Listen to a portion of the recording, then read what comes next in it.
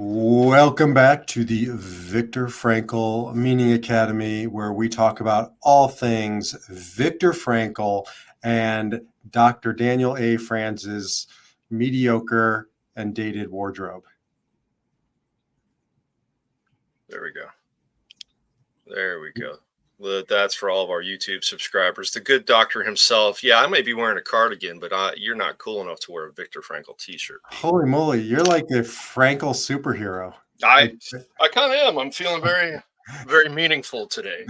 I feel like, the cardigan comes off and the spandex comes out. And Easy, man, easy.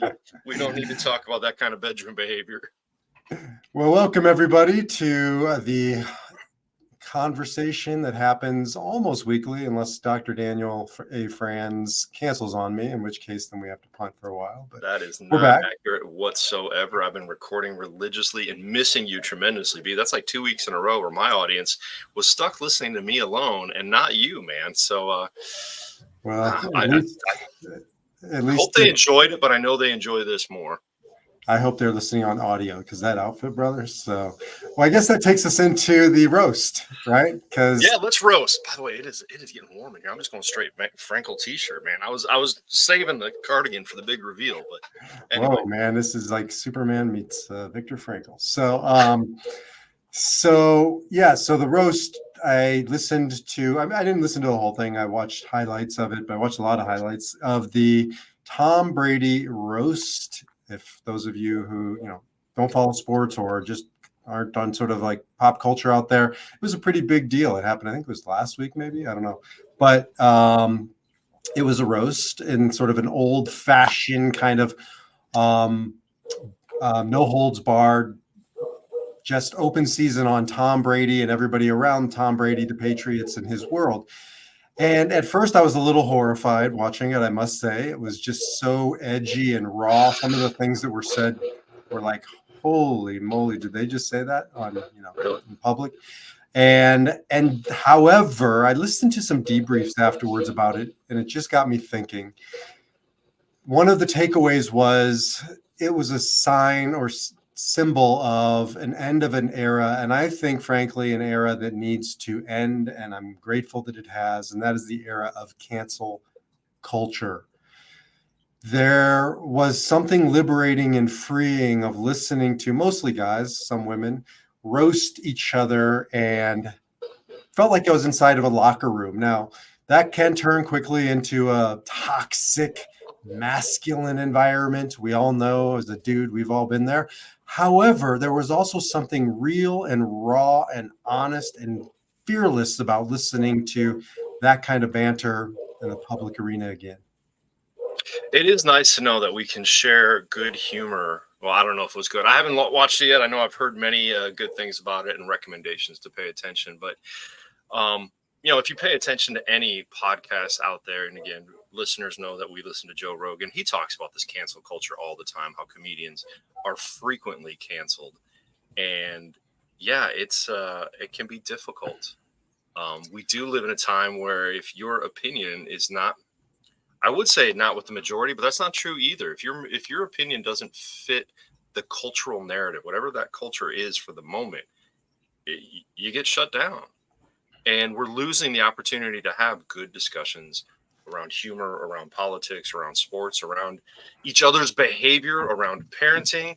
And you and I have even talked about sometimes how we tread lightly when it comes to certain topics.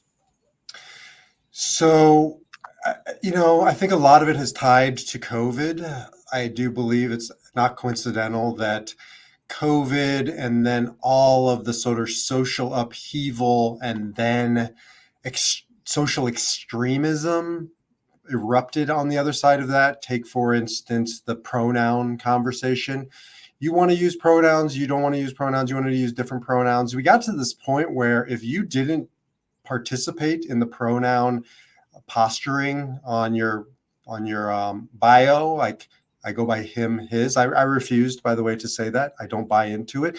If you do, that's wonderful. We should be able to have an open dialogue of, why? Why wouldn't I participate in that? What am I? But I didn't put them up there, and I started to receive a lot of grief in the process. There was no room for dissent. There was no room for dialogue. I was called names for not wanting to sort of toe the line. And that was just one of 10 examples that all erupted post-COVID. So I think there's something definitely tied to cancel culture, to muting debate, and to our COVID, post-COVID reality. Well, I think you're wrong. Well, okay, then let's get into it. See, and look, that's the beauty of a friendship, is we can say that. No, I tend to agree with you, but I think we blame COVID for too much. I think this was happening long before COVID, and of course, COVID just exacerbated it. But my listeners heard me talk about Jonathan Haidt's new book, The Anxious Generation, along with Abigail Schreier's Bad Therapy. Both these are pointing to some of the factors that have infantilized our current generation. Smartphones largely being, and not just the fact of having smartphones, but social media, what kids see, what young adults see, what not even young adults now, the current adults, how they grew up with this opportunity, this me first thinking. Right. I'm listening to Joseph Campbell's the Myth of a Thousand Faces, or I can't remember. Joseph Campbell, for those that don't know, the leading psychologist, philosopher who wrote about the hero's journey in the past 100 years. He passed away, I believe it was 87 or 89, but some amazing work in talking about how we all need trials and struggles from adolescence into adulthood. But today we live in a time where parents will mow over the struggles and suffering of their children, and therefore they never have to grow up and face these things. And then they get into the real world, and mommy and daddy can't be there for them. And so they throw these adult temper tantrums of, you can't say that to me. You have to call me what I think you should call me. Even if you don't know what I think you should call me, you need to figure that out. That's the pronoun argument. Yeah. It's a difficult environment out there, and you get canceled if you don't toe the line. Well, and we're saying the same thing, because I don't think that it's because of COVID. I think COVID ripped off some, I don't know, false sense of security that we had prior to COVID. And then people just got freaking scared.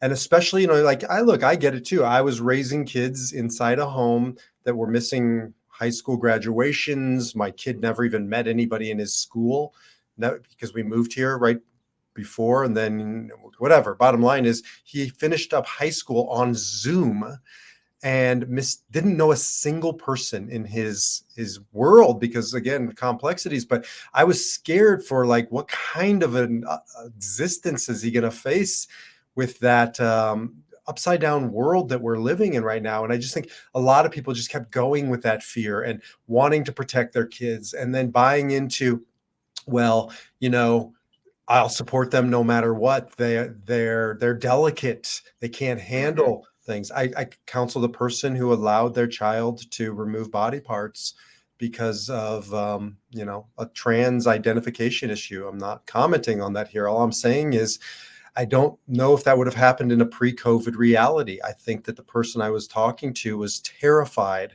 that their child would be in harm's way if they didn't get their way on this issue, that they would be more suicidal. Again, not about the trans issue or the pronouns issue or anything. I just think that COVID came along and terrified a generation of parents that we sort of gave up on parenting to some degree. And stop saying no. Stop saying, the hard truths. The idea of stop saying no, I think, has been a big problem. And I mean, for me personally, one of my favorite stories when I was first confronted with this, and maybe it wasn't saying no, maybe it was the participation trophy that you and I have talked about, was I was running the local recreational soccer league my daughters both played in, because we know soccer is definitely a superior sport to most things that we offer here in the U.S. But we're talking about the big tournament, the big end of the season tournament coming up. And I said, look, let's save some money on budget here. We've got a good budget. We've got all this stuff, but let's not drop a couple $1,000s on cheap plastic medals that every child receives hundreds of them, maybe thousands of them. Right? It was like, We don't need to do that. Let's put that money into something. Most kids take that, they look at it, they're like, okay, thanks, and they throw it away. But the parents on that board, I was rioted, through mutinied. I was about to be thrown out of the room for suggesting every child doesn't deserve a participation trophy. And that is part of the difficulty we're facing today. And you can read about it in countless books about the work environment, or the different generations right now struggling to fit into a situation where they're not getting praise or a raise every 3 to 6 months. And people are going to hear this, and I'm sure we're going to get some pushback on, anti this and we're anti that and blah, blah, blah. And it has nothing to do with the political social issue du jour. It has to do with a fundamental resilience conversation, right? I don't care if you do or don't agree with the his, her thing, or the trans thing, or the BLM thing, or whatever. If we can't enter into meaningful debate and not feel like everything's a microaggression, an attack, and that we can't handle dissenting opinions or opposition, then we're just breeding an entire generation. And it's not just the kids, it's adults too, who can't handle resilience. We aren't resilient. And I think that's really the key of it. I mean, I don't know. I think we're too. I'd like to assume we're two fairly level-headed guys. I don't think there's much that we would say we're absolutely against this and this is terrible without a conversation, without at least explaining our background and our beliefs. And would love to enter into some of those conversations. But I agree with you in that resilience seems to be the key these days. That we have, much of what I've read recently refers back to the greatest generation of World War II. One of the most, our teacher, the great Dr. Frankel, right? Like 3 years in a Nazi concentration camp, comes out and does amazing things. Do we say his life was better because of it? Absolutely not, right? Would he have wanted to suffer that? Hell no. But he did, and he developed resilience because of it. Reading Campbell's work, he talks about the ancient myths of different tribes and cultures and in indigenous people, or even not even in indigenous and major cultures of the past.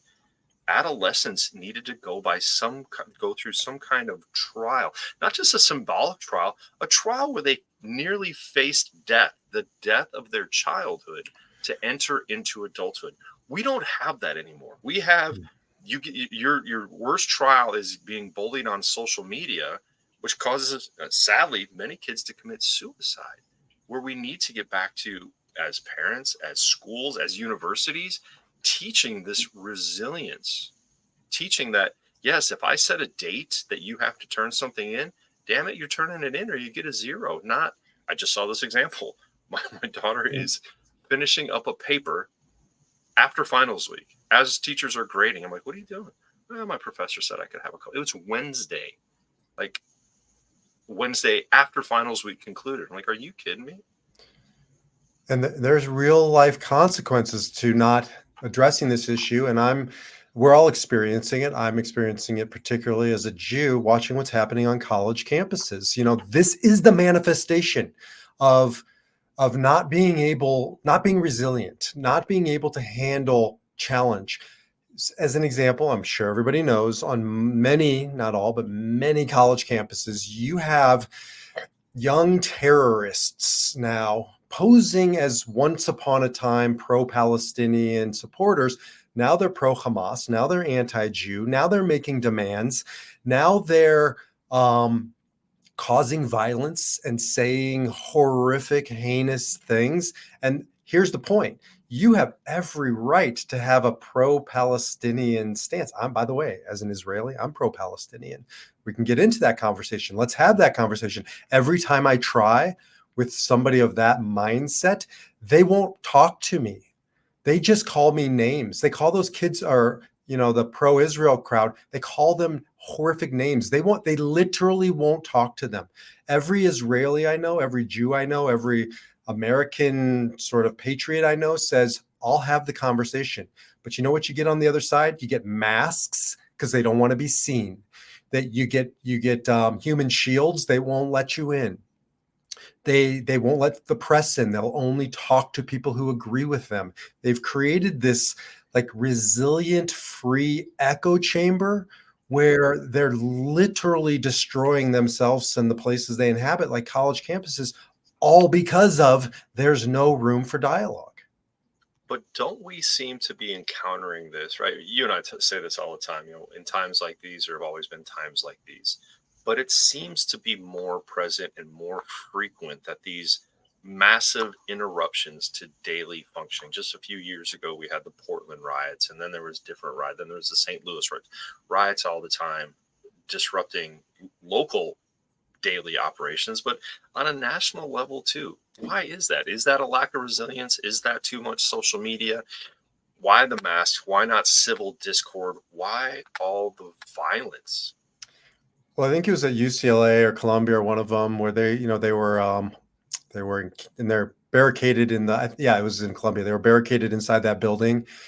They literally had taken hostages. I mean, you call it what you want. They had 3 janitors there against their will. They wouldn't let anybody in, and they were making demands. You know what one of the demands was? They wanted gluten-free options, and they were calling it humanitarian aid because they hadn't eaten in 24 hours. Mhm. And they were pretending that they were justice warriors in Gaza, when in fact they're just spoiled children at an Ivy League university who want gluten-free meals after starving for 24 hours. And so you ask why, and I just think we're seeing a sort of speeding up of these things because the resilience is less than ever before, and the virality of things is more than ever before. Social media. This is a virus. It's spreading. It just happens to be spreading through social media. Yeah, that strikes me. That reminds me, maybe a decade ago, one of my favorite authors, Seth Godin, wrote something along the lines of the idea virus, right? Like how, and it was a very positive book in marketing and business, like how ideas spread. But now we're facing a lot of the negatives of that.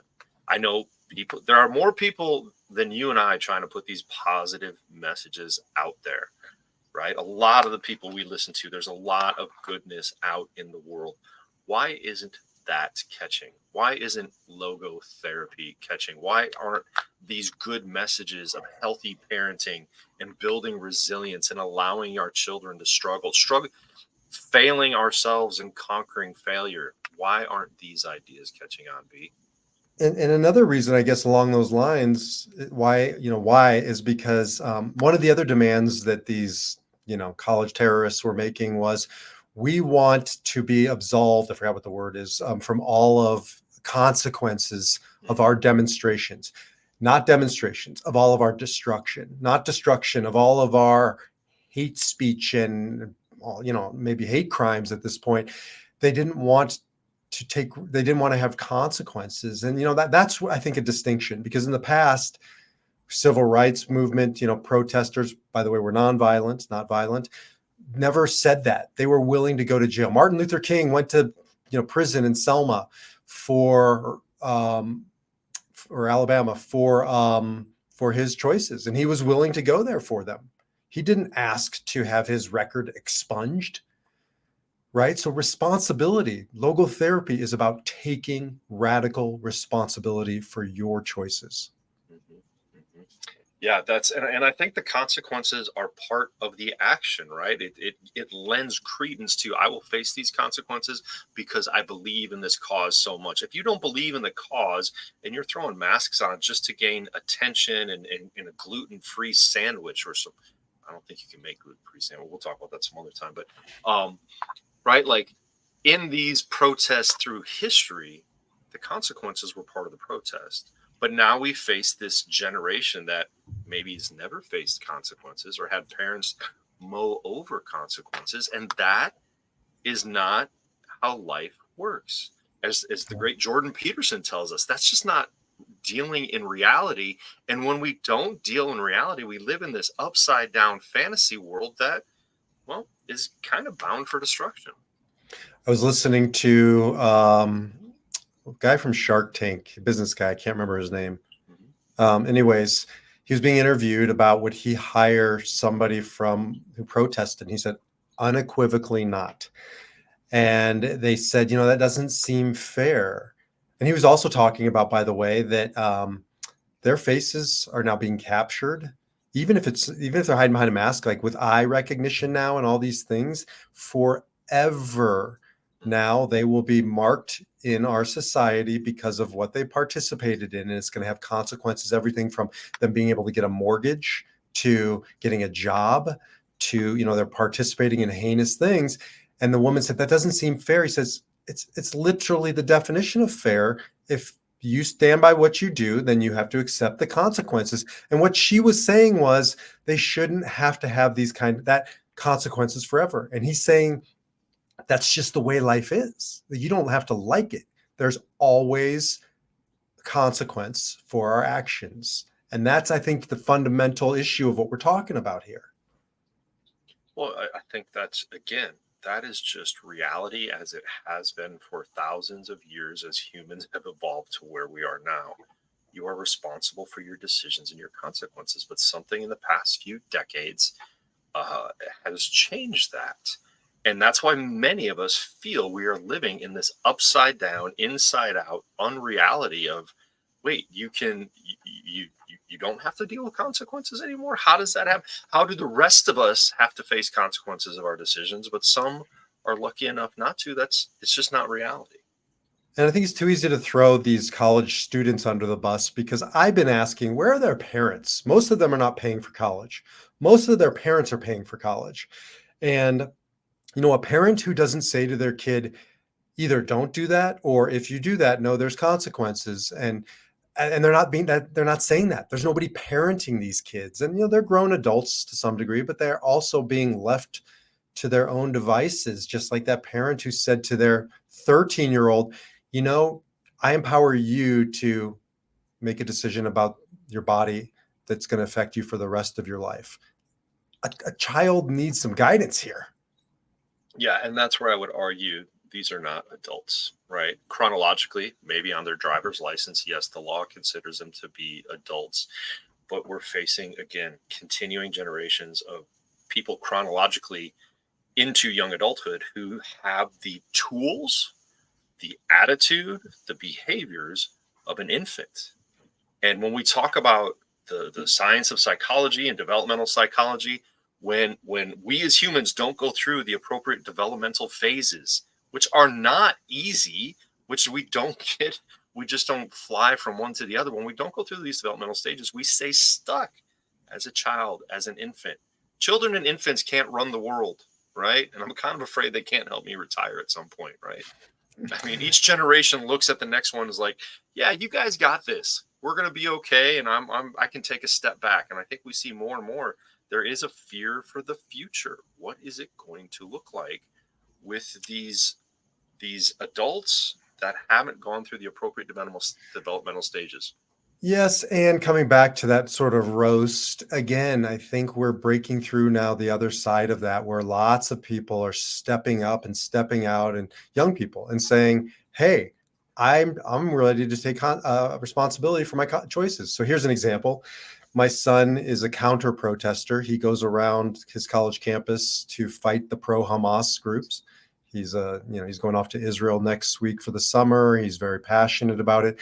So one of the things he did was he and his fraternity brothers at 2 a.m. would go to the campus where they were all illegally camped out and nobody was enforcing the laws or the rules of the campus. And nonviolence, but he bought a loudspeaker, and at 2 a.m. every morning, they would drive around the encampment and be yelling things like, "Good morning, anti-Semites." Right? This is your middle of the night wake up call. We want to make sure you have a bad night's sleep so that you can struggle in your classes tomorrow like the rest of us, because you're blah, blah, blah. I said, look, you may end up getting in trouble. You might even be arrested. I support you as long as you take responsibility for the consequences of your choices. He says, I'm willing to go to jail. I'm willing to have a record because this is necessary. To me, that's the point, right? Like, Martin Luther said, you're going to sin bravely. Like, take responsibility for your choices.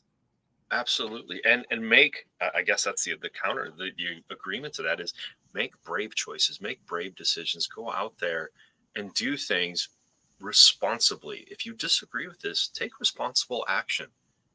Speak about it, share your ideas with others. But I think the more we do that, we speak out against these not just the current protesters, but these attitudes that happen, these miniature riots that seem to happen on a regular basis. The more we speak out about it, maybe the more change it has, and the more that those of us that feel this is wrong or irresponsible or unrealistic, maybe that message starts to spread. I guess we don't have to live in fear anymore, as long as we feel comfortable facing the consequences. As today, there might be a few people that stopped listening to us because we spoke out about these poor behaviors. So maybe we talk about what else is the counter. Radical responsibility, facing the consequences of life. What else?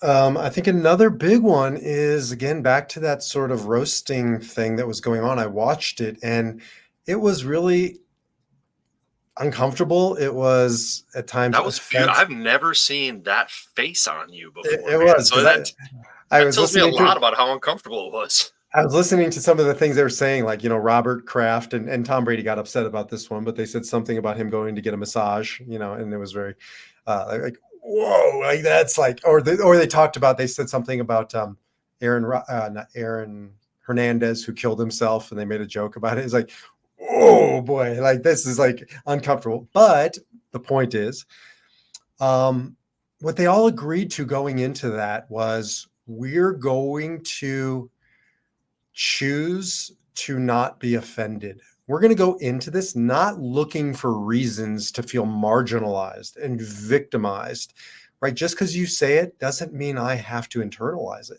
There was just a resilience in that crowd around that it was refreshing, because everybody's offended by everything. I said something in a conversation about a totem pole. I was using it as a reference, like, you don't want to be low man on the totem pole. And the people who were there, one person got really offended and said that's cultural appropriation. And how dare I? I said, are you Native American? Because if I offended your no, I'm not. I just speak on behalf of Native Americans. Well, I'm sorry, but if we sit around doing this all day long and not assuming, A, that the person who uses the reference doesn't have some decent intentions, and B, we're just choosing to be offended by everything all the time, right? We can't say anything. We can't communicate, and we live our lives without resilience. I've been quoting this idea for so long. I forget who it comes from, but I use this a lot in group communication work, as well as couples communication work. When we start to focus on how we're communicating instead of what we're communicating about, when we start to pick apart a person's choice of words or tone, whatever, we're missing the issue. And that is a very irresponsible. That's a good point. That's a great point. Why, thank you. Immature and irresponsible defense mechanism.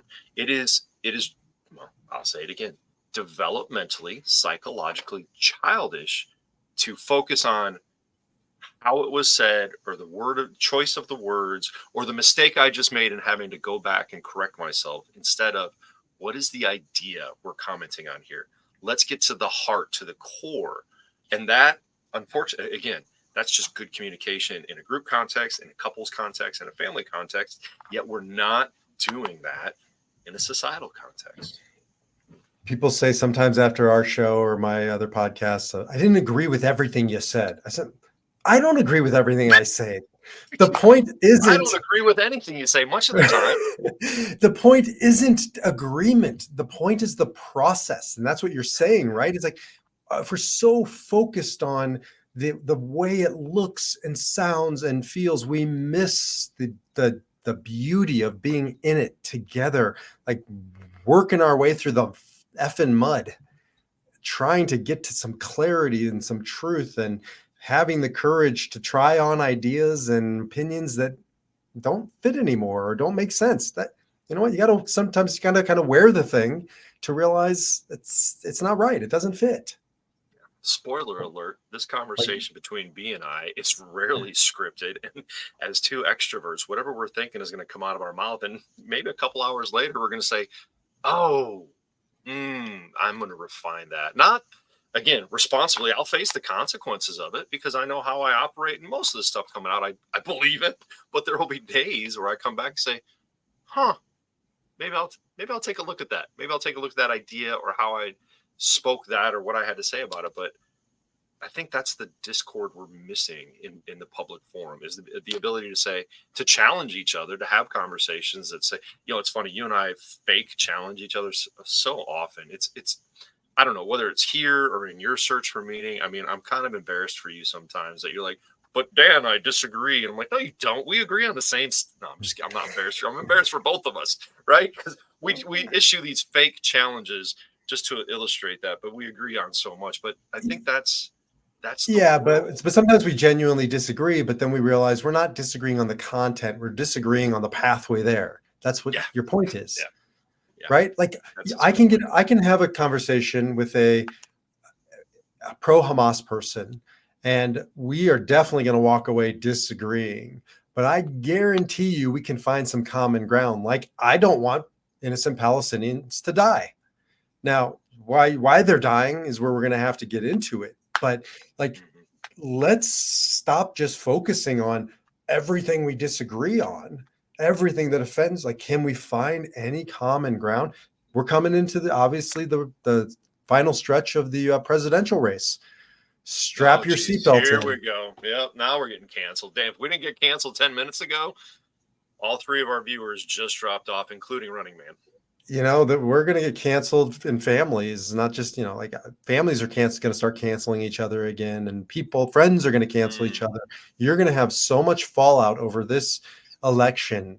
Stakes are high, emotions are high. Like the extremes are becoming more extreme. I mean, this is going to be a rough 4 months or whatever it is. Doesn't have to be. Doesn't have to be.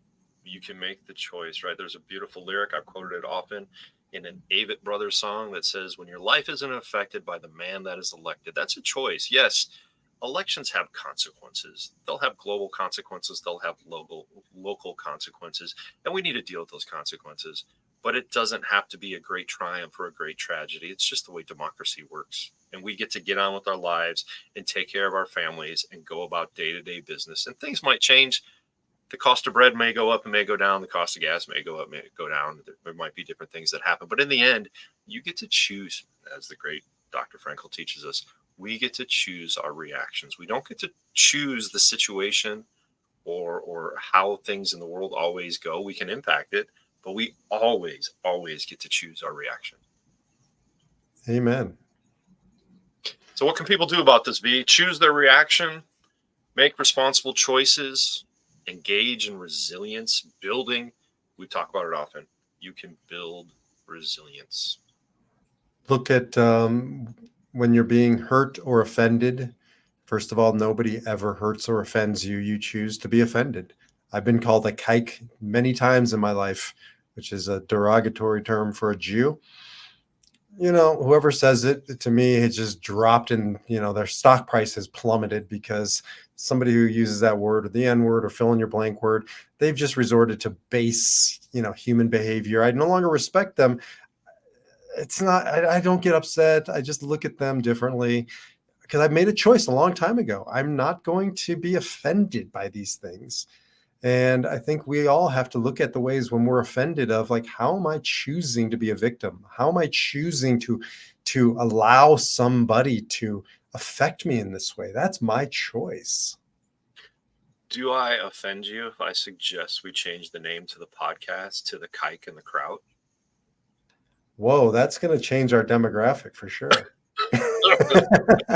I think kraut is a negative term for German, but probably not as offensive as kike. But But the point though is like, I would rather live in a culture where somebody says the thing than takes the thing underground. And that's coming full circle for me. Why that roast was so great, because say the thing that everybody's thinking or feeling, get it out. That's the point of humor. That's why comedians, they've been on the sort of the vanguard of stereotypes and, the uncomfortable stuff our society deals with. So, because it needs to be said sometimes, it needs to be laughed at, it needs to be addressed, not to say the hurtful things about Jews in this case just means that it's going underground and it manifests on college campuses later on. And at that point, it's toxic. Like, Go ahead. I'd rather you and I talk about the kike and the kraut proactively I and, can't believe I got you to say it. and talk about what that means and why it is or isn't appropriate, etc., Sure. than to have it go underground and to be afraid of it. Good, and we all know this inherently. Good humor, good comedy always dances on the edge of what's culturally appropriate. And when you dance on the edge, sometimes you go forward or go over the edge, and but that's comedy. In other terms, though, that's been the greatest advancements in our history and culture, whether it's in science, psychology, philosophy, right? Discord and disagreement in psychology between Freud and Adler and Frankl gave us three of the most beautiful schools of modern psychology that people have grown from there. They've debated that in modern psychology. Philosophy. Do you think Socrates and Aristotle and Plato always agreed about how the formation of a democratic society and the foundations of scientific beliefs? Absolutely not. That's what created such a robust field that now, 3,500 years later, we still refer to, we still base our lives off of. When you don't bring it into the light, when you don't have the conversation and it goes underground, it will be Yeah. forgotten. It will not see the light of day long, and people won't be talking about it decades or certainly not centuries later. Yeah, freedom of speech is essential. I've gotten challenged a few times. So you're saying be on college campuses, you don't agree with freedom of speech? I unequivocally do. I've advocated for, they were talking a while back about taking Mein Kampf, that's Hitler's manifesto, off of Amazon. I don't want it taken off of Amazon. I want people to read it and I want to debate about it. I can easily debate you into the truth if you read that book. Well, I don't want it to be removed. However, the moment it crosses into action, right? Hurtful action, hateful action, that's no longer free speech. That's the problem on college campuses. Not that people are protesting, but that they've moved beyond protesting to rioting. That's the point. To violence, to hostage taking. Absolutely. Yeah, great example of that censorship that we're concerned about. The author I'm reading, Abigail Schreier, Bad Therapy. The one prior to that was a very extensive study of what you've been talking about, the gender dysphoria issues, pronouns, and allowing children below the age of 18 to make the decision to have their bodies permanently altered in favor of a different sex. Amazing book, bold journalism, and everybody canceled her. She couldn't get her book in any place except I think on the lower shelves of Amazon, whatever that looks like electronically, until our the poet warrior Joe Rogan brought her on his show, and she was able to talk about this. And then all of a sudden she started selling. This Bad Therapy book is horrible. It pisses me off. It offends me. It offends me because it accuses my field of shoddy work. And after I got over being a wee bit offended, I said, man, this is spot on. There are some accuracies here. There's some really good suggestions about what parents can do to improve their kids' situation. So we're not raising a generation of 20-year-old infants demanding that, my poor behavior requires you to bring me a sandwich of my specificity. I mean, come on. If you were 3 years old and you threw a temper tantrum and your parents gave you a peanut butter and jelly sandwich, that's called reinforcing the behavior. We need to stop reinforcing poor behavior in adults. Yeah. As an aside, I think it was University of Chicago who gave the demanders, the terrorists, everything they wanted. They gave them free tuition for protesting. They guaranteed all of the pro-Palestinian, or maybe it was Palestinian of origin protesters, free tuition. I mean, it's like, what about the kids who aren't protesting, who are good kids who need the free tuition as well? Like, why are we rewarding bad behavior? Why are we not enforcing rules and regulations? And why are we not delivering consequences? And these are the ways we're going to find our way back. And I think, frankly, it starts with that roast and what it represented. You don't have to like it. You don't have to agree with it, but you do have to respect that a group of people were willing to say enough is enough. We're going to stop taking ourselves so seriously. We're going to stop being offended over everything.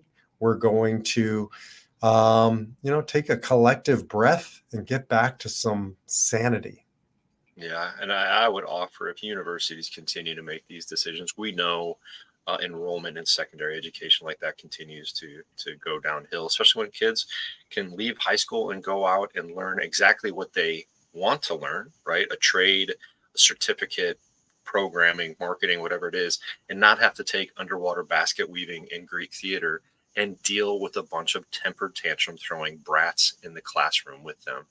If universities and college don't figure this out soon, historic universities like the University of Chicago or Columbia or these different places might not be able to operate the way they once did. So I think as more and more of us continue to look at responsible action and choosing the consequences, choosing our attitudes towards where life's going, we're going to see some things change, and hopefully in a more positive direction than what we've been experiencing recently. And I'll end with that because we began with, the roast of Tom Brady, and then we compared it to college campuses, and it could have gone the other way at this roast. People could have walked away hating and hurting and being offended, and in the end, everybody was willing to just laugh and blow off some steam. And you look at these college campuses, it's like people just take a deep breath and effing relax. Right? Get back into conversation, stop being so offended, get back into dialogue, stop demanding that everybody agree with you, and get into some good old-fashioned, healthy Dr. D and Rabbi B debate. I can't believe I just called myself Rabbi B, but I wanted it to rhyme. I hide that for months and years. Everybody, all of you listeners there, the good Dr. B is transitioning out of his, but you still bring the spiritual component here, man. So but it just rhymed. It just rhymed better. I needed that like extra syllable in there. So yeah, we'll figure it out eventually. But meanwhile, while we're trying to figure that out, get out there, live your life with meaning, purpose, and resilience. Talk to you next podcast. Until then, be well. I should have just ended with your sign off. That's all right. That's what people have come to expect from us. Meaning, purpose, resilience later. Yeah.